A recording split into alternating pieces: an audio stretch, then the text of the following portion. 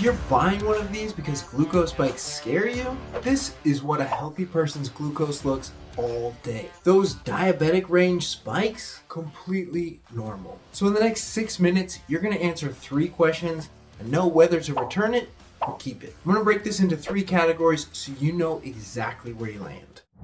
It's a continuous glucose monitor. Sensor on your arm, reads your blood sugar every few minutes, and syncs to your phone. And the FDA just opened the floodgates. Dexcom Stelo, Abbott Lingo, Freestyle Libre, no prescription needed. Walk into a pharmacy, buy one, stick it on. Everyone online says blood sugar spikes are dangerous, that they're causing insulin resistance and wrecking your metabolism. Here's the problem. In a study of healthy people, no diabetes and normal labs, they spent 3 hours a day in what's considered the spike zone. Some went even higher after meals. So if spikes are supposed to be dangerous, why do completely normal people have them all day long? That's what we're about to decode. The data is real. The interpretation is messy. So let's start with the biggest myth, that blood sugar spikes are automatically bad. This is what you see on Instagram. Spikes equal inflammation. Elevations equal disease. Every rise is doing damage. Here's what the science shows. Researchers put continuous glucose monitors on over 1,500 normal glycemic adults. No diabetes, normal A1C, normal glucose tolerance. Result? They spent about 12% of the day, roughly 3 hours, above 140 milligrams per deciliter. That's the number app companies tell you to avoid at all costs. Translation? Seeing your blood sugar go up after you eat is not a metabolic emergency.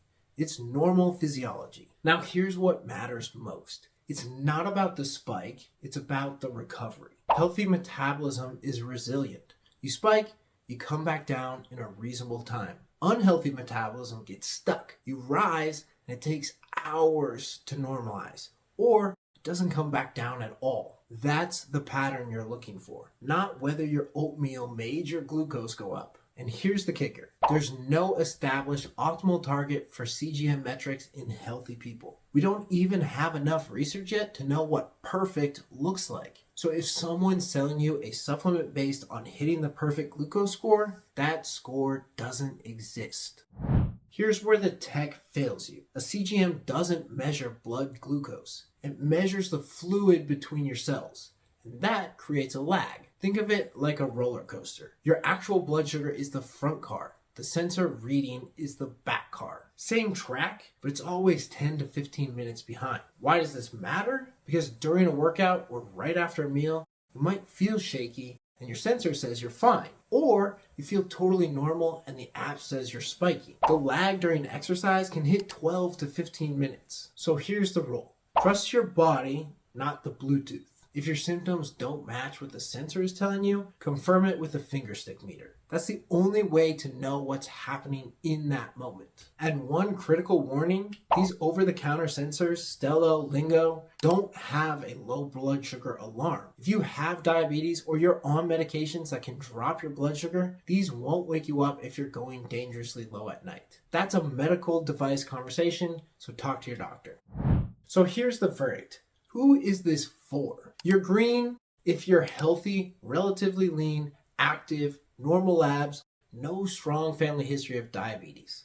Skip it. You don't need 24/7 glucose data.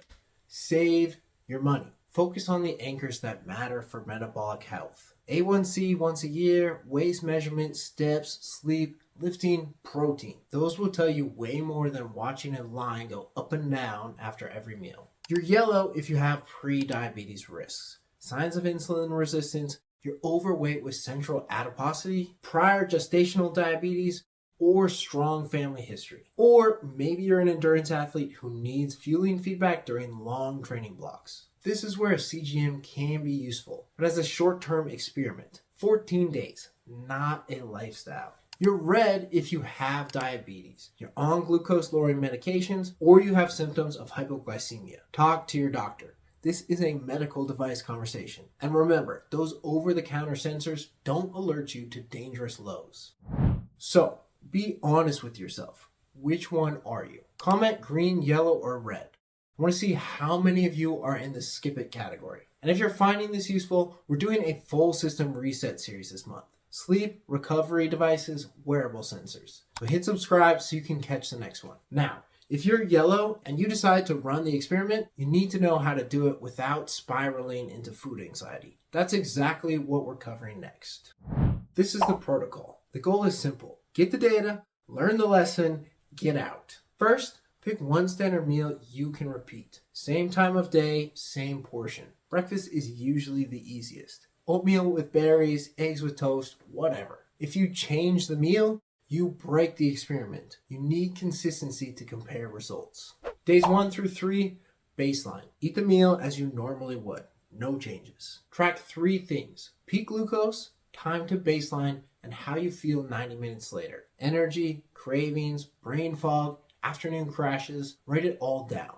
Days 4 through 6, test lever 1, movement. 10 to 15 minute easy walk immediately after eating. Not a workout, just movement. What you're looking for: does the peak drop? Does it come back to baseline faster? Track the same 3 metrics. Day 7 through 9, lever 2, meal order. Eat your protein and fiber first, then your carbs. Same exact meal, just rearrange the sequence. Maybe you've seen Glucose Goddess talk about eating vegetables first. This is the practical version that works without carrying a salad everywhere. What you're looking for: does this smooth out the crash at 90 minutes? Do you feel more stable? Days 10 through 12, lever 3, carb quality or portion. Swap the refined carb for a high fiber version. White rice to wild rice, white bread to sourdough, or just cut the portion by 25%. What you're looking for: is the trade-off worth it? If you hate wild rice and it only drops your glucose by 5 points, maybe you just stick with white rice and take the walk instead. After 12 days, you'll know which lever, if any, makes a real difference for you. And this is the key. You're looking for how you feel, not just what the graph says. Now, the guardrails. This is the most important part. Don't chase perfection. You're not trying to flatline your glucose. Spikes are normal. Variability is normal. If your oatmeal spikes you on Tuesday, but not Thursday, that's just life. It could be sleep, stress, hydration, a dozen of factors. And if you start checking the app 50 times a day or feeling anxious about eating fruit, stop immediately. The goal is insight, not another thing to stress about. Day 14 is graduation day. Take the sensor off. You've got your answer. You don't need to wear this thing permanently to be healthy.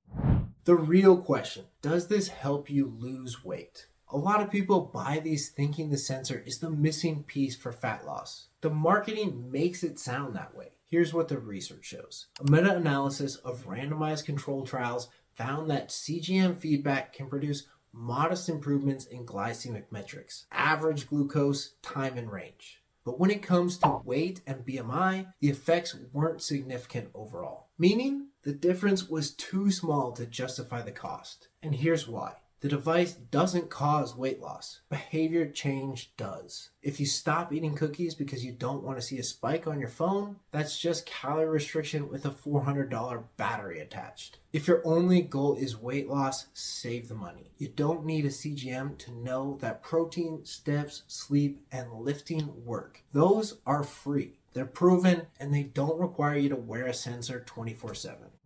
If you only remember 3 things from this video: 1, spikes happen in healthy people. Pattern matters, not one reading. 2, green equals skip it. Yellow equals 14-day experiment. Red equals talk to your doctor. 3, CGMs lag during exercise and can be noisy after meals. Trust your body, not the Bluetooth. And if you want me to test another device or metric next, comment the device name down below, plus what you want to know. Next up in this wearable sensor series, can they actually measure muscle activation? Because if you're spending money on tech that claims to track your workouts, you need to know what's signal and what's just expensive noise. Hit subscribe so you don't miss it.